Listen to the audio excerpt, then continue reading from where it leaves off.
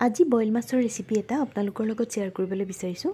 এয়া লৈছোঁ 4 ৰৌ মাছ, 5টা কেঁচা জলকীয়া, কেইফুটামান নহৰু, 1 ইঞ্চিমান এডোখৰ আদা, ডাঙৰ পিঁয়াজ এটা পাতল পাতলকৈ কাটি লৈছোঁ, বিলাহী এটা কাটি লৈছোঁ আৰু 2টা আলু পাতল পাতলকৈ কাটি লৈছোঁ।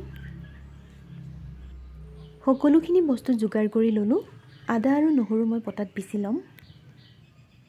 এতিয়া গেছটো জ্বলাই চচপেন এটা পাতি প্ৰথমতে 2 গিলাচ, তাৰপিছত আৰু আধা গিলাচ পানী দিছোঁ। পানীখিনি ভালকৈ উতলাই লৈছোঁ। পানীখিনি ভালকৈ উতলাৰ পিছত পিঁয়াজ, আলু আৰু বিলাহীখিনি একেলগে দি দিছোঁ আৰু জোখমতে নিমখ দি লৈছোঁ। হেতাখনেৰে লৰাই লৈ গেছৰ ফ্লেমটো মিডিয়াম টু ল' কৰি ঢাকন মাৰি প্ৰথমতে অলপ সিজাই লৈছোঁ। বইল মাছৰ এই তৰকাৰীখন বেলেগ এটা মছলা পাতেৰে ৰান্ধিম, দেখুৱাই আছোঁ ৰ'ব। 7-8 মিনিটমান সিজাই লোৱাৰ পিছত এতিয়া পটাত পিচি লোৱা আদা নহৰু পেষ্টখিনি দিছোঁ আৰু মাছকেইডোখৰ লগতে দি দিছোঁ। গেছৰ ফ্লেমটো মিডিয়াম টু ল'তে ৰাখিছোঁ। এতিয়া 6-7 মিনিটমানৰ কাৰণে আকৌ ঢাকন মাৰি দিছোঁ আৰু এইখিনি সময়তে মই মছলাৰ পাত এটা ছিঙি আনোঁ। এই গছজোপা দেখিছেনে? আমাৰ বাৰীবোৰত যে থাকে বিহলঙনিৰ গছজোপাৰ নিচিনা, কিন্তু এইজোপা বিহলঙনিৰ গছ নহয়, মছলাৰ গছ হয়। ৰুই লৈছোঁ, বাইদেউ এজনীৰ ঘৰৰ পৰা আনিছিলোঁ। পাতবোৰ মোহাৰি দিলে খুব ধুনীয়া গোন্ধ এটা ওলায়। ইয়াৰে আগ কেইটামান ছিঙি লৈছোঁ। গুগলত চাৰ্চ কৰি চাইছিলোঁ, ভিয়েটনামিজ কৰিয়েণ্ডাৰ বুলি পাইছিলোঁ নামটো। আপোনালোকৰ কাৰোবাৰ ঘৰত এই গছজোপা আছে নেকি বাৰু? ছিঙি আনি পাতকেইখিলা ভালকৈ ধুই লৈছোঁ। ধুই লৈ পটাত এতিয়া পিচি ল'ম। সঁচাকৈ পাতটোৰ গোন্ধটো বৰ ধুনীয়া। নহৰু, জলকীয়া, আদাৰ লগত চাটনি পিচিও খাব পাৰি। বাৰীত হাবিয়ে বননিয়ে সচৰাচৰ দেখিবলৈ পোৱা বিহলঙনিৰ পাতবোৰ নুগোন্ধায়, কিন্তু এই পাতটোৰ খুব ধুনীয়া গোন্ধ এটা আছে।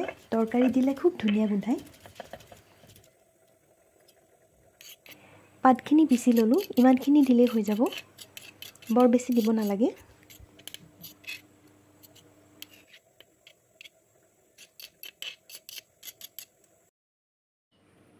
আৰু এইখিনি সময়তেই এইফালে গেছত মাছ, আলু, বিলাহী আধা সিজিলেই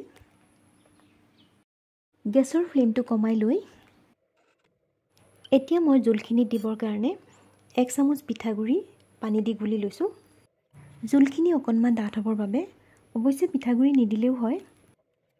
মই আছিলে কাৰণে অকণমান দি দিছোঁ, কিন্তু কেতিয়াবা যদি বইল শাক বনায়, মাছেই হওক বা বেলেগ কিবা বইল, অকণমান পিঠাগুড়ি দি ৰান্ধি খাই চাবচোন, তাৰো সোৱাদ বেলেগ হয়।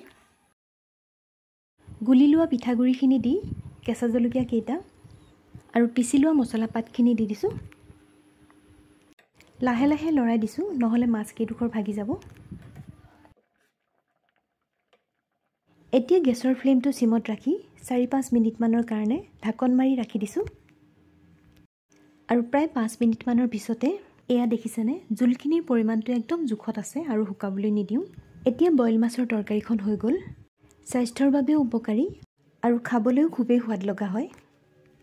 এতিয়া গেছটো অফ কৰি এডোখৰ সৰু নেমু চেপি দিছোঁ। বইল তৰকাৰীখনত নেমুৰ গোন্ধটো বৰ ভাল লাগে। আৰু ঢাকনখন মাৰি গেছৰ পৰা নমাই ৰাখিছোঁ। ভিডিঅ'টো সম্পূৰ্ণকৈ চোৱাৰ বাবে আপোনালোকক অশেষ ধন্যবাদ জনাইছোঁ। আৰু আজিৰ এই ৰেচিপিটো চাই যদিহে আপোনালোকৰ ভাল লাগিল, ভিডিঅ'টো লাইক, শ্বেয়াৰ, কমেণ্ট আৰু চেনেলটো ছাবস্ক্ৰাইব কৰিবলৈ নাপাহৰিব। আকৌ লগ পাম নতুন এটা ৰেচিপি লৈ, নতুন এটা ভিডিঅ'ত। আজিলৈ আহোঁ, ধন্যবাদ।